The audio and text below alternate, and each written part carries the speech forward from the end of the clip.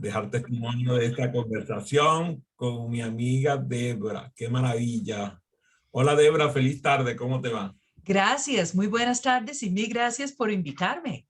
Mira que se te ven preciosos esos lentes que te combinan con la blusa y con la parte de atrás. Tú eres Me coqueta, gusta, muchacha. no, me gusta el rojo. Y estas gafas me las compré ayer porque las otras ya murieron de Así, viejas. bueno, pareciera que hubieras hecho una especie de match con todo. O sea, ¿será que tú eres así como Elton John con los lentes? No. Bueno, estoy muy contento de encontrarnos aquí en este espacio de Desafiándote. La primera pregunta que yo hago a mis entrevistados es, ¿qué le heredaste a tu mamá? Um, Más bien poquito, yo fui muy como mi padre. De mi mamá tal vez más que la herencia sería el magnífico ejemplo de la calma y el poder, digamos, coordinar los intereses de mucha gente. Y creo que lo hago hoy en día mucho mejor de lo que hacía, pero no fue herencia, fue trabajo. Lo tuviste que construir. Bueno, ya mencionaste a tu papá, entonces, ¿qué le heredaste a tu papá? Impaciencia, perfeccionismo, eh, cosas contra las cuales he pasado varias décadas luchando. Creo que ya estoy en un mejor balance. Dicen, decía alguien, decía, Señor, dame paciencia, la quiero inmediatamente. Sí. El perfeccionismo de verdad que es es algo que se te mete en la forma de hacer las cosas y llega un momento en que te das cuenta de que has perdido mucho tiempo queriendo hacer las cosas perfectas, pudiéndolas haber hecho bien y seguir adelante, ¿verdad? Tienes toda la razón. Cuéntame, ¿y dónde estudiaste? Bueno, yo estudié en donde yo me crié, en la zona de Kalamazoo, Michigan. Mi universidad, que era una universidad como muy arte liberal, hipesco, etcétera, se llama Kalamazoo College y fue una cosa que me trajo a donde estoy en este momento en Bogotá, Colombia. En esa universidad hicieron en los años 60, antes de que yo llegué ahí, una experiencia de mandar estudiantes a estudiar en el exterior, pero no estudiar idiomas, sino estudiar sus carreras. Cultura, Y además. sí, y entonces en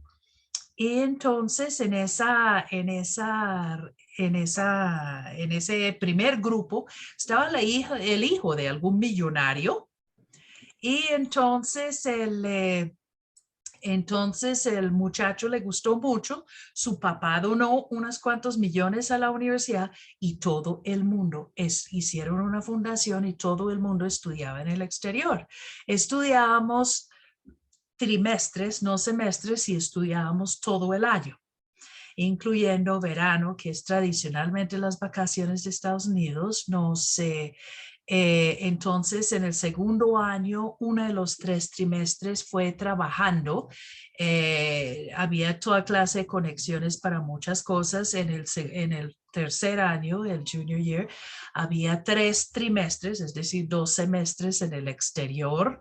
En el cuarto año también un trimestre haciendo digamos, una tesis que pues normalmente no se pedía para bachelor en Estados Unidos. Entonces, pues eso fue donde estudié, pero pues donde más he estudiado en todas partes toda mi vida.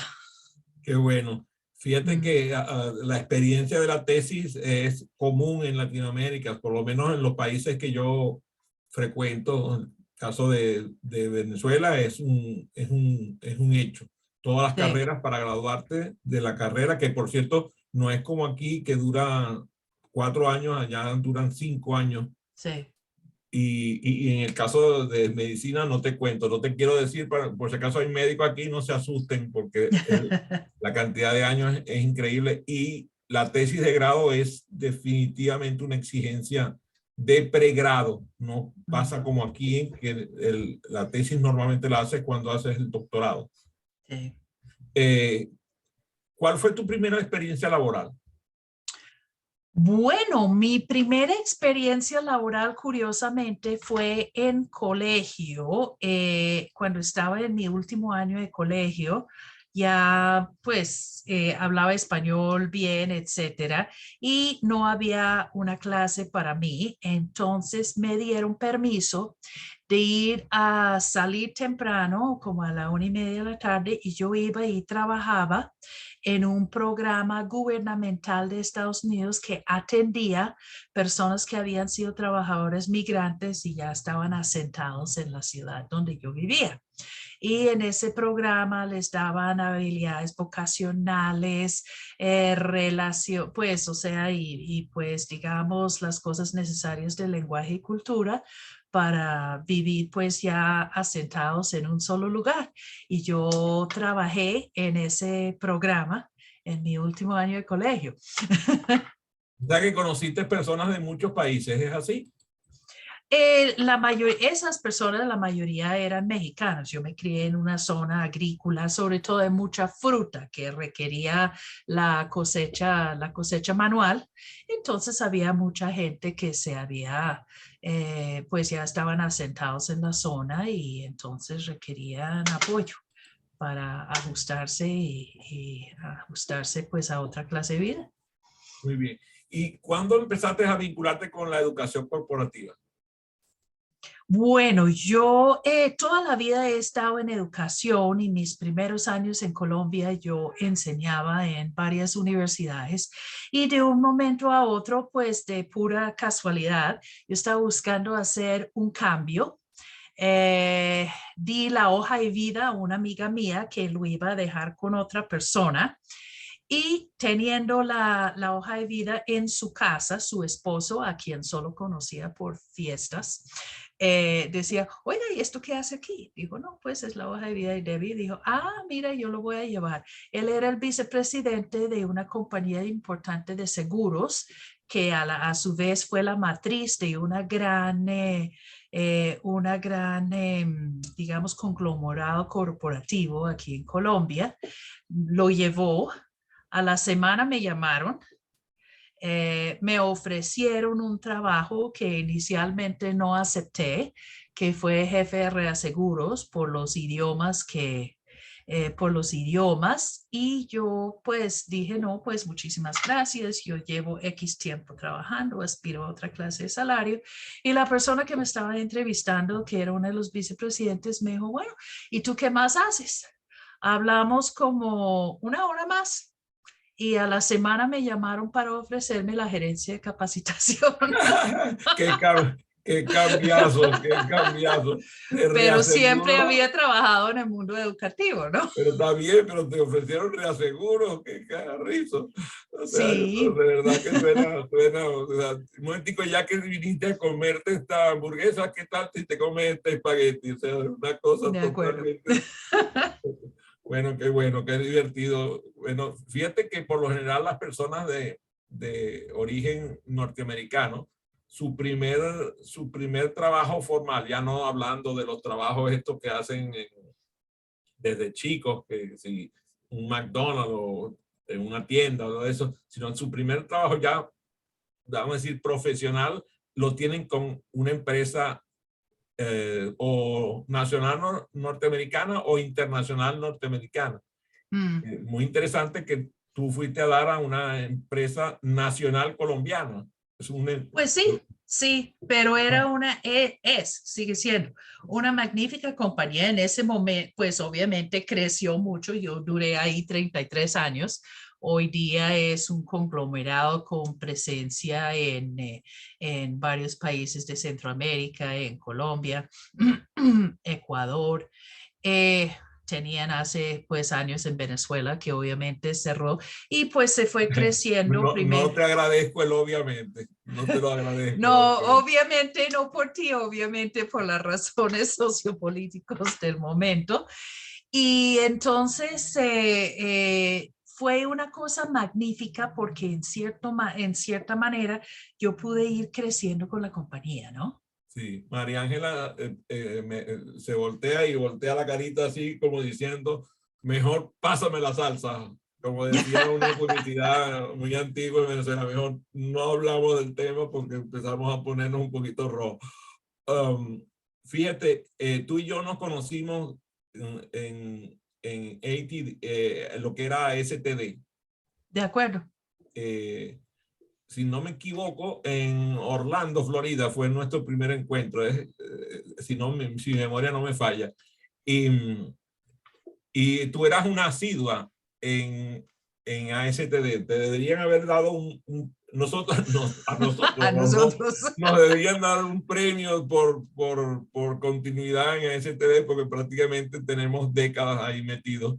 De Cuéntame acuerdo. cuál fue tu experiencia, qué te llevó a ti a STD y cuál ha sido tu experiencia en estar vinculado con lo que ahora se llama ATD, ATD. la Talent Development Association. Ujú, ujú. Pues mira, para mí era siempre interesante y mi compañía siempre me apoyaba para distintas clases de congresos y demás cosas.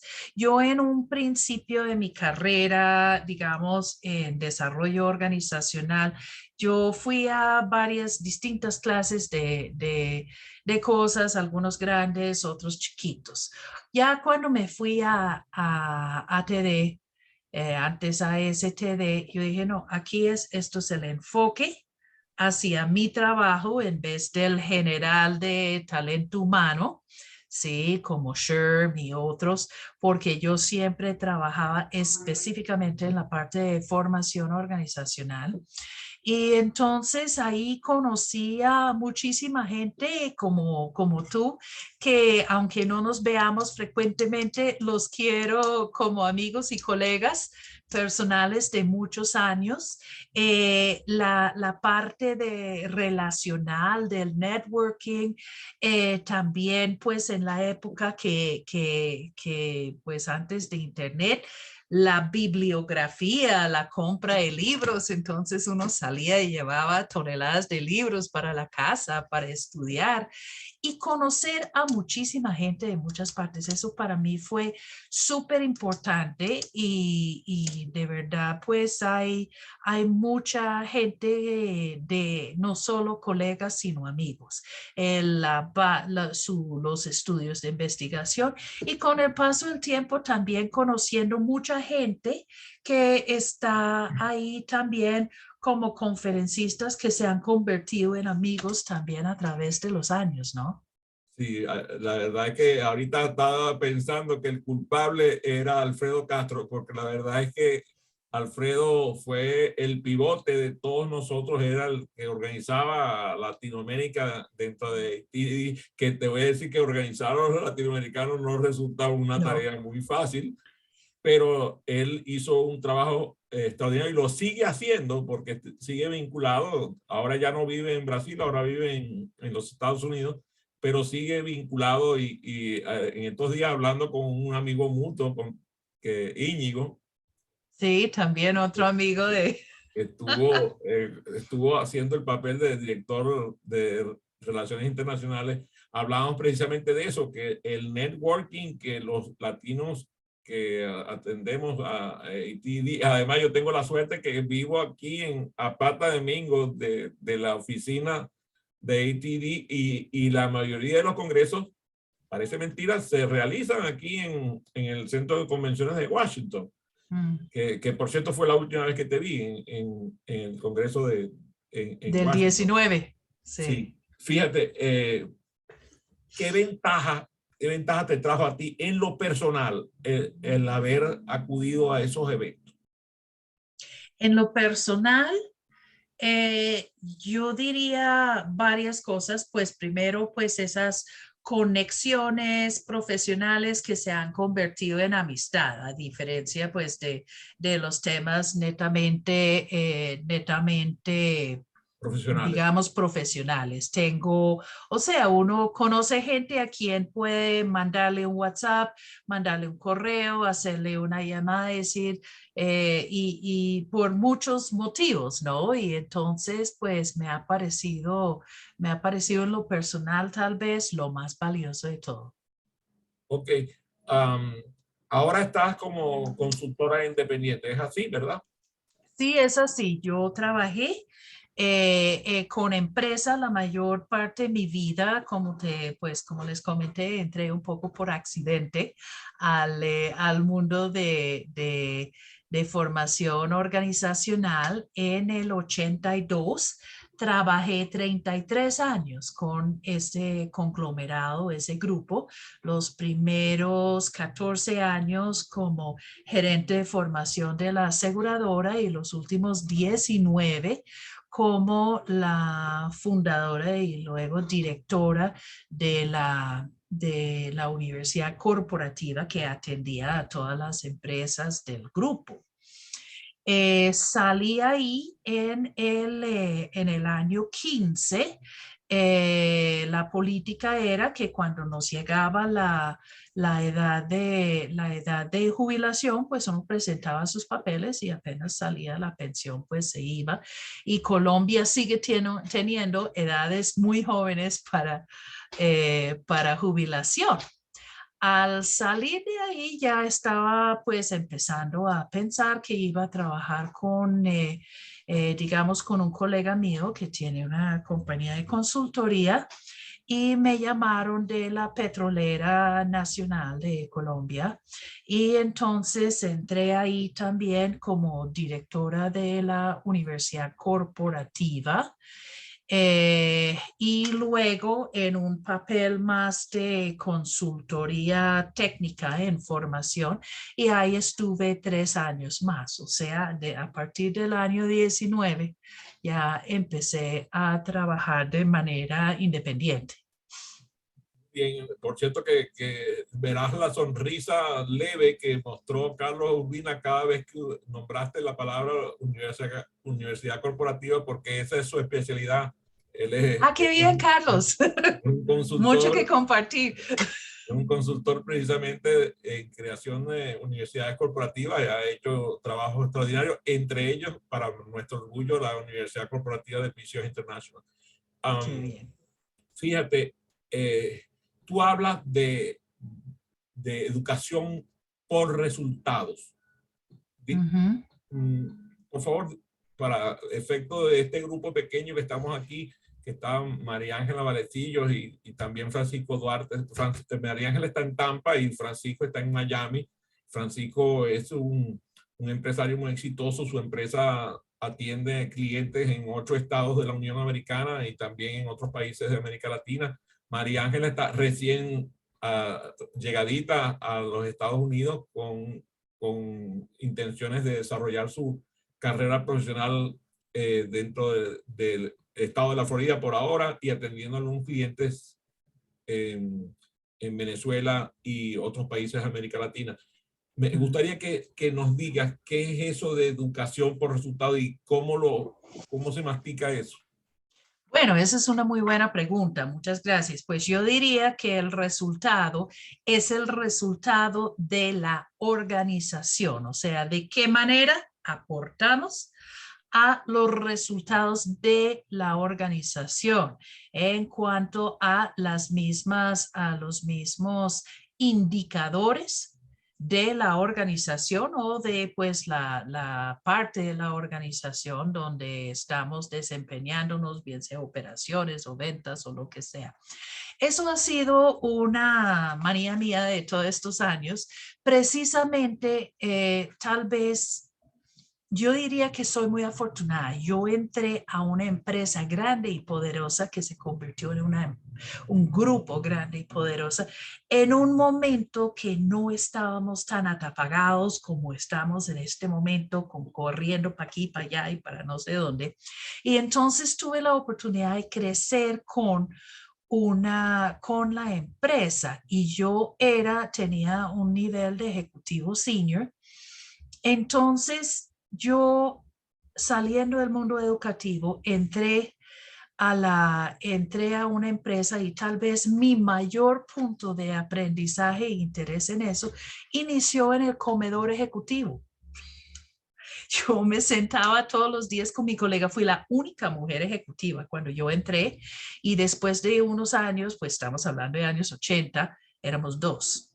Entonces, todos los días en el comedor nos sentábamos, llegaba el presidente, llegaban los vicepresidentes, llegábamos los gerentes y nos sentábamos y pues hablaban teníamos un chiste, decíamos que los temas del lunes y del jueves eran fútbol porque había partidos domingo y miércoles.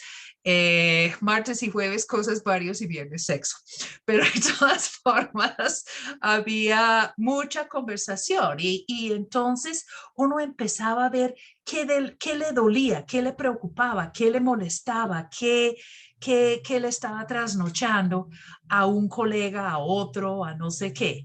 El presidente muchas veces también almorzaba allá y él llegaba y se sentaba y entonces él muchas veces llegaba y decía, oiga, está pasando tal cosa.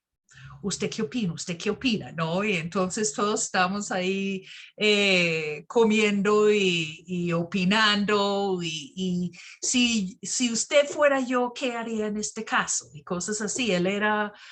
Sigue siendo, pues obviamente ya es una persona que debe estar cercano a los 90 y ya está retirado, pero era una persona muy, o sea, él fue el alma de ese grupo, pero también impresionantemente, digamos, de una visión colaborativa, conversacional y hasta paternal, ¿no? Entonces, pues yo ahí empecé a ver qué estoy haciendo yo para aportar, ¿sí?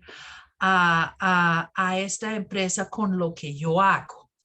Y empiezo a mover, y yo dije que venía del mundo, digamos, académico, donde uno está más preocupado por el contenido, por el concepto, por la teoría, por el currículo, ¿sí?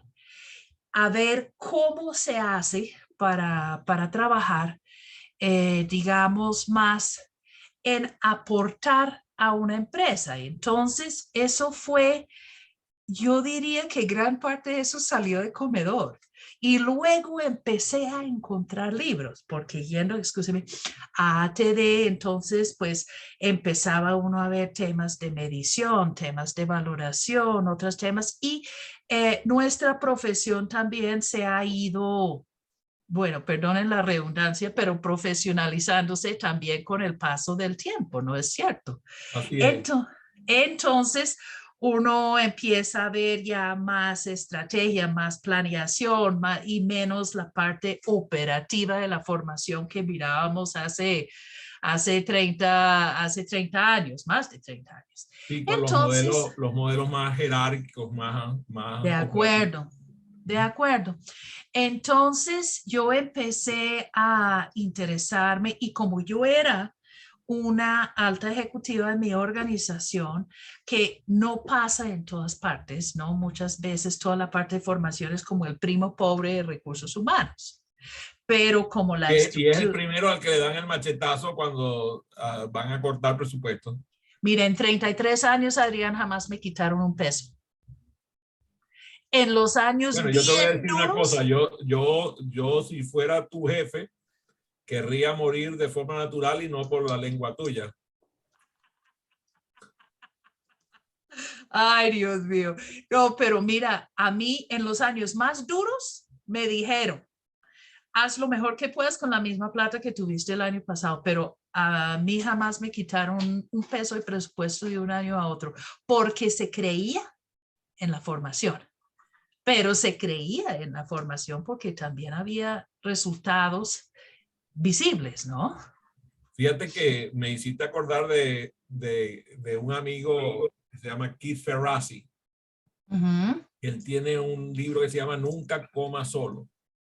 Sí. Nunca coma solo. Y me gustó y, oye, casi que te propongo que que escribas, aunque sea un artículo que se llama lo que aprendí lo aprendí de gerencia, lo aprendí en el comedor, porque de verdad que la historia del comedor está aleccionadora y poderosa. Cuéntame cuáles son los tipos de acción educativa que has adelantado durante estos 2 años de pandemia.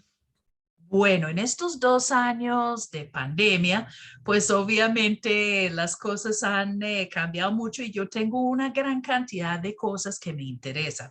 Pero en este tema de pandemia, yo diría que lo que más he trabajado es ayudar a las empresas a pasar su formación a algo que les permita mostrar resultados.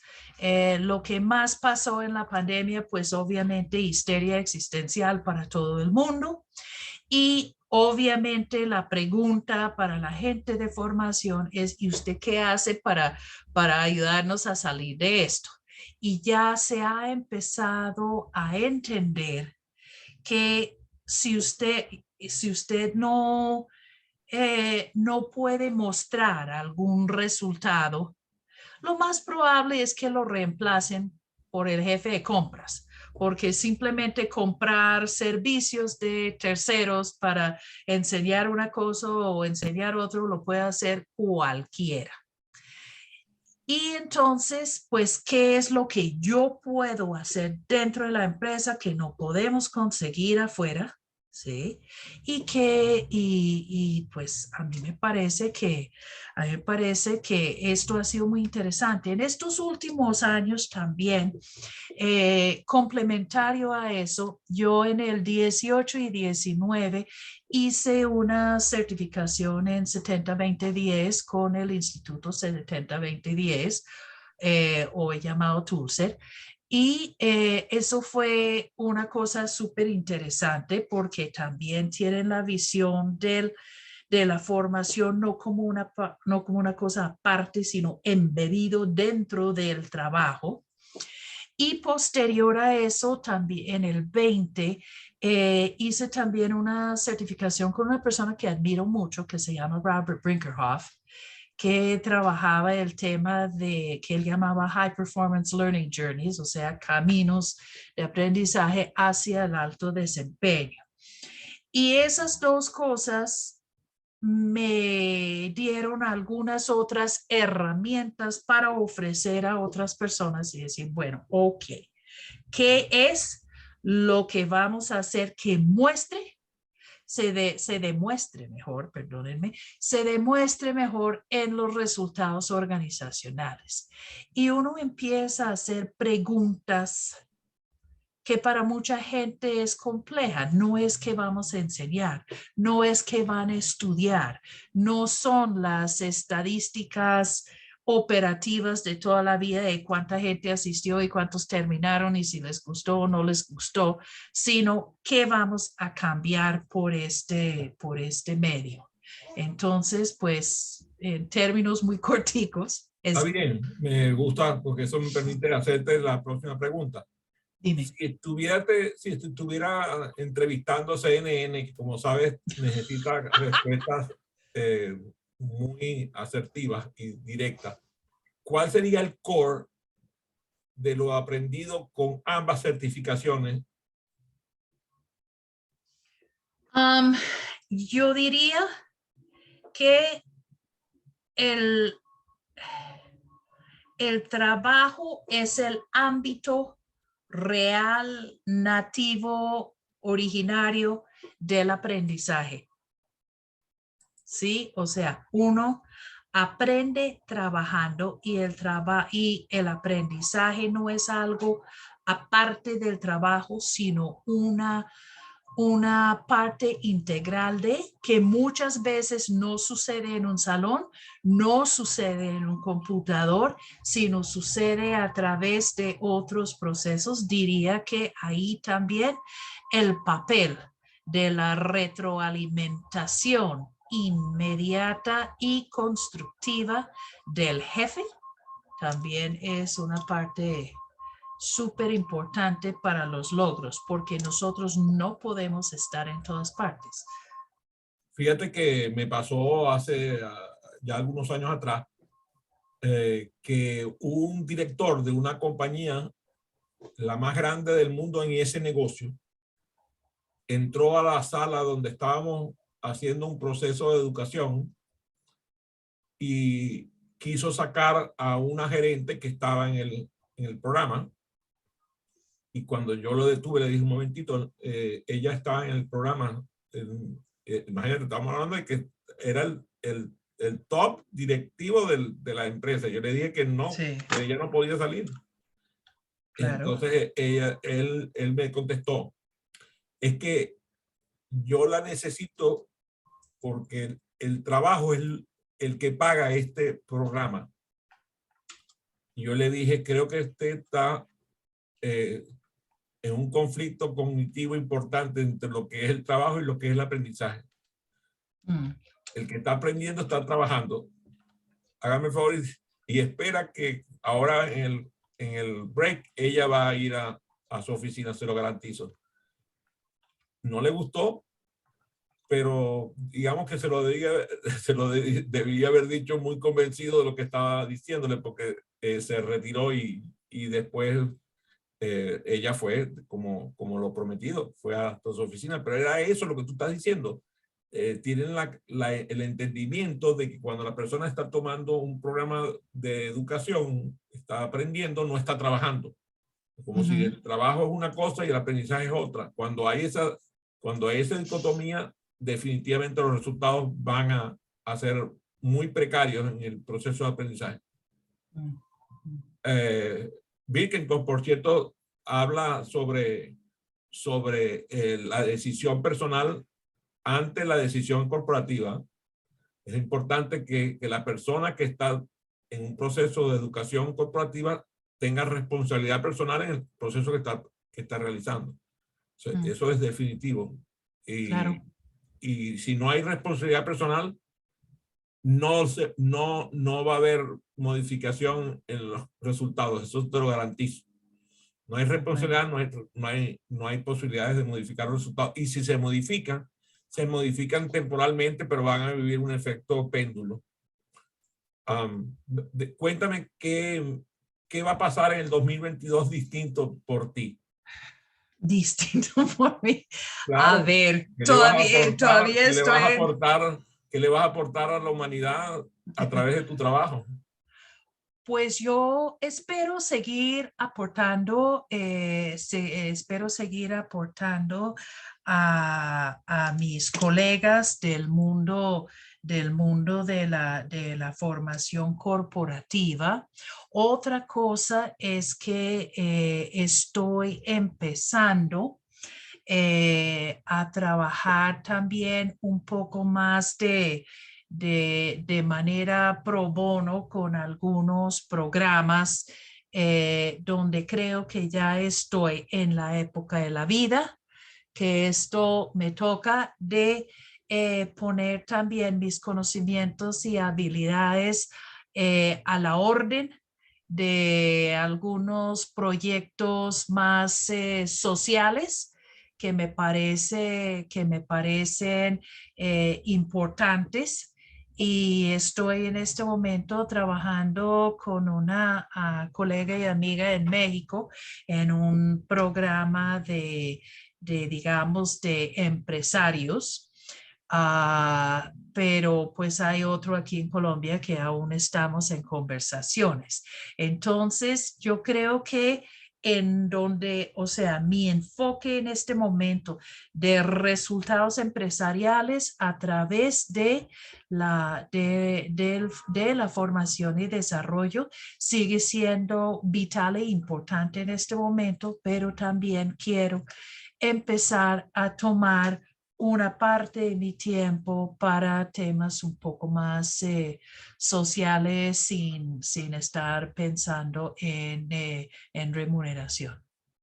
Por cierto que te invito a tener una conversación ya particular porque desde hace muchos años nuestra empresa colabora con una institución internacional venezolana se llama Fe y Alegría, presente también en Colombia con mucho Ah, éxito. sí, de los jesuitas. Fue fundada por el padre jesuita Velas, Sí, y que hoy impacta a 20 países en el mundo, alrededor de unas 20, y más de 20 millones de personas. Así que sí. con gusto te invito a que te unas quizás en una conversación para ver cómo favorecer esa obra que para mí ha sido significativa. Yo empecé a muy temprana edad te estoy hablando de mi época de adolescente, empecé prestando mi servicio voluntario de Fe y Alegría, y de ahí para adelante no he parado. Ya cumplí 69 y sigo vinculado a esa obra con mucho éxito. Sí. Quiero permitir un par de preguntas si me permites, Debra, Claro que de sí. nuestra audiencia. A ver, adelante, María Ángela, y también Francisco después.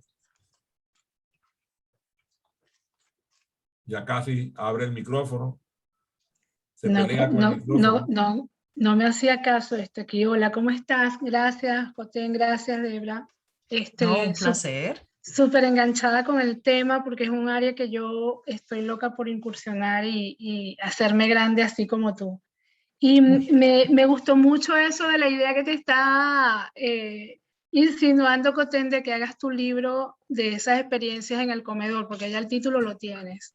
Y te pregunto, Sí. sí, de Tener verdad, que dirigir. Y primera página, agradecimientos a mi amigo Adrián Cotín que me sugirió ese tema. siento que eso sería un bestseller. Y a propósito de esos cuentos de comedor, me gustaría, sobre todo porque es que estoy como que vinculando eso a lo que yo quiero dar como servicio, que me hablaras de cuáles son esos grandes dolores que tuviste o percibiste entre tus colaboradores y cuál fue la línea de aprendizaje que llevaste para resolverlo o para atender estos dolores. Bueno, el aprendizaje, pues no era la gente que trabajaba conmigo, sino la gente que trabajaba como mis colegas, o sea, el gerente de mercadeo, el gerente de venta, el gerente de operaciones, el gerente de talento humano, el gerente IT. Yo creo que uno de los grandes dolores era un poco el problema de la urgencia versus la importancia. Uh-huh. O que causaba a la vez otras dificultades, como por ejemplo, yo sé que necesito poder hacer tal cosa diferente, pero no me queda tiempo para organizar, para ajustar, para lo que sea, porque estoy afanado con esto, con aquel, con no sé cuántas. La otra cosa que veía entre los dolores era, por decirlo así, la gente. ¿En qué sentido? Estas personas como gerentes, ejecutivos de otras áreas, las áreas diferentes de la organización, se sentían cómodos con los problemas específicos propios de su área, por ejemplo, mercadeo, logística o producción de no sé qué, lo que sea, ¿sí? Pero cuando ya le tocaba sentarse con alguien, a hablar cara a cara y decir, vea, tenemos una dificultad, no estoy encontrando las respuestas que necesita de ti, o usted está teniendo dificultades con sus colegas de trabajo, cualquier otro tema de esos, entre comillas, interpersonales, comunicativos, como ellos decían, blandos, preferían morirse que sentarse a hablar sobre estas cosas y no tenían la más mínima idea de cómo entrar a resolverlos. Entonces dejaba que las cosas progresaban hasta que se volvieran problemas supremamente complejas y difíciles de resolver por no haber intervenido en un primer momento. Otro dolor que veo es que, y para no hacer una lista larga, esto va a ser es como ese problema de la imagen, de la máscara. yo tengo que ser el que sabe todo, yo tengo que ser la persona que puede resolver todo. Es decir, yo no sé. De pronto hay alguien en mi área mejor en esto que yo. De pronto un poco esa dosis como de humildad, como de bajar la máscara, etcétera. Al no poder tener esa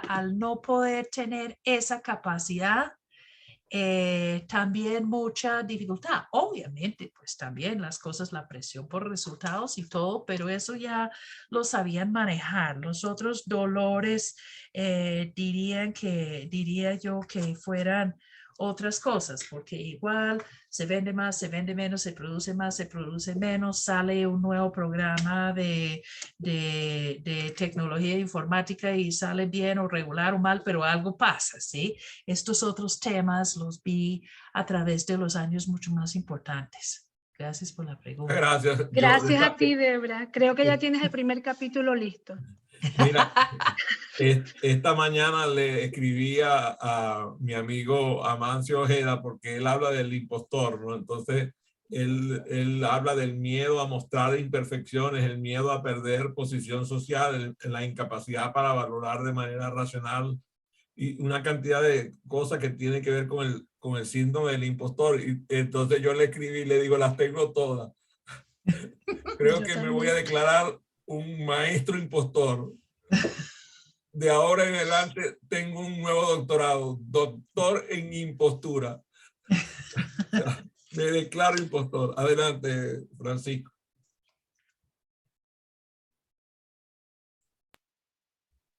Ya le vamos a empezar a leer los labios a Francisco, ¿verdad, Carlos? Creo que se le va a hacer un hábito. Sí, ya nos tiene acostumbrado a eso de que le leamos los labios. Por eso que tiene dos sesiones para poder hablar por la otra. Así es, así es. ¿Me escuchan ahora? Sí. Ok. Bueno, Debra, encantado de conocerte. Gracias. Sí, y realmente yo coincido también con que ese libro sobre el comedor necesitas escribirlo. Y te voy a comentar que en el comedor el comedor de la universidad fue donde yo conocí a mi esposa. Comencé a cortejarla en el comedor de la universidad, así que el comedor es un espacio maravilloso de coordinación de acciones, ¿está bien? Muchas gracias. Esta coordinación se mantiene por 41 años hasta los momentos. Qué bien. Debra, mi pregunta tiene que ver, como te dijo Adrián, yo estoy impulsando las actividades de mi empresa que se llama Proactic Consultores, y aquí en los Estados Unidos estamos desarrollando distintas actividades. Y quiero, con tu experiencia como directora corporativa y toda tu trayectoria, hacerte la siguiente pregunta. ¿Qué criterios, en tu experiencia laboral, qué criterios utilizabas cuando estabas en esos cargos para seleccionar una empresa de educación corporativa? ¿Qué sería para ti lo más importante a la hora de seleccionar una empresa de educación corporativa? Bueno, eso es una buena pregunta. Yo tenía como una forma muy particular de acercarme a esas empresas. A diferencia de mucha gente, yo recibía a todo el mundo que quería visitarme. Y entonces escuchaba todo lo que tenía y yo en muchos casos veía empresas y gente valiosa sin que yo no tuviese una necesidad inmediata, en los cuales les dije, oiga, yo la verdad me parece muy interesante, no tengo una necesidad en este momento, y yo llevaba lo que yo llamaba un archivo de preseleccionados. Entonces, el tener las puertas abiertas, que es algo que pues obviamente depende de los demás y no de ti, fue una cosa que me permitió conocer mucha gente muy interesante con propuestas, pero ya mirando en la presentación de la empresa, digamos, hacia mí, una de las cosas que más tenía en cuenta era que si la persona venía a sacar, pues, digamos, su libreto de ventas sin haber preguntado nada sobre la empresa, sobre las necesidades, sobre la situación actual. Hoy en día, pues, Internet nos permite saber muchísimas cosas de cualquier cliente. Y entonces yo me daba cuenta que solamente sabía que la empresa se llamaba no sé qué y que más o menos hacía esto y aquel. No más. Querían entrar a presentar su cosa sin esa conversación previa. Y lo más chistoso es que eso pasaba frecuentemente entre gente presentando cosas como venta consultiva y no lo ocupaba con uno, ¿no? La otra cosa que uno ve, que yo veía también con estas personas era también o sea, existen personas que hacen su propio material, existen personas que son franquiciantes o distribuidores. Entonces, una de las cosas es qué tan relacionado estaba como la persona con su tema. No hay nada malo en ser un distribuidor o tener una franquicia, pero tiene que saber un poco más, ¿sí? Sobre eso en vez de decir, aquí tengo esto y mira a ver si le sirve, ¿no? Entonces, hablar con las personas, uno ve a través de los años que hay compañías que se esfuerzan en evolucionar, en ampliar, en cambiar su oferta, en ajustarse a necesidades. Y otra cosa es, digamos, como llaman en Estados Unidos con los músicos, el one hit wonder, ¿sí? El que tiene la canción de moda y no vuelve a sonar jamás después de eso, ¿no? Y la otra cosa un poco, si están relacionados con eso también, o sea, obviamente todo el mundo de negocios, no solo la formación, va como por modas y cosas, pero otra cosa que me parece harto es un poco el asunto de llegar con la moda del año, con el sabor del mes, con el no sé qué. O sea, para mí era importante profundizar y establecer primero una conversación con algún tema significativo en vez de que simplemente presentaran algo. Excelente. Perfecto, muchas gracias, Carlos. Gracias, Debra, gracias, excelente.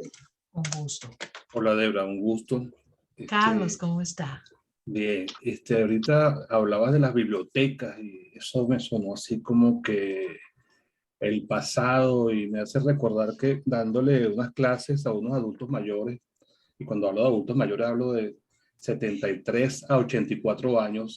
Bueno, clases, menos sí, mal que no dijiste gente de nuestra edad. Sí, no, pero entonces descubrí a través de un chiste que me enviaron, donde había un meme que decía que un joven le preguntaba a otro joven, ¿y qué edad tiene tu papá? Y entonces le dijo, él es 20 años AC, 20 años antes de Cristo. Entonces resulta que descubrí que yo tengo 20 años, pero después de Cristo.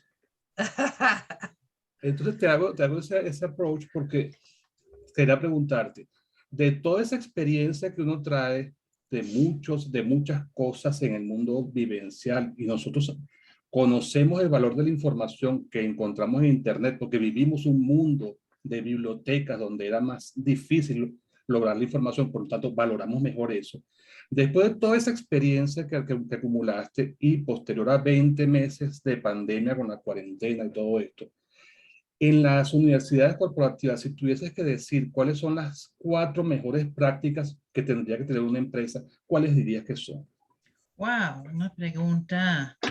Bueno, así contestando rápidamente, 4 mejores prácticas para universidad corporativa. Virtual. Virtual. Yo diría,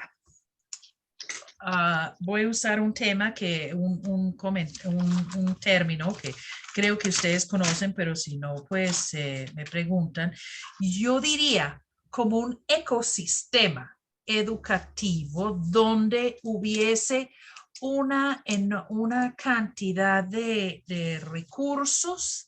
No quiero decir libros, artículos y videos solamente, sino muchas otras cosas más relacionadas con el trabajo, como checklists, como tips, como cosas producidos por los mismos usuarios, cosas así, un ecosistema informático que le permitiría a la gente buscar su información justo a tiempo, con solamente lo necesario que es requerido para solucionar su problema del momento. O sea, justo a tiempo, justo a la medida, justo lo necesario, ¿sí? Y no el gran depósito de gestión de conocimiento que se estilaba hace años, ¿no? Algo y mucha producción por parte de los mismos usuarios del material. Nosotros a veces pensamos que somos los únicos que podemos dar algo que vale la pena y yo no creo que eso sea cierto. Eso sería el primero, sería el ecosistema. Digamos, un ecosistema amable, sencillo, justo a tiempo, etcétera, etcétera. Una segunda cosa para una universidad corporativa virtual, yo diría que tuviera una infraestructura que permitiera mayor comunicación. Ahora, todos conocemos muchas generaciones, inclusive de LMS. Hay unos más útiles, otros menos útiles. Antes, hoy todos casi hacen lo mismo. Tienen, pues, uno tiene 15 pasos, el otro tiene 12, el otro tiene 8, pero todos hacen lo mismo.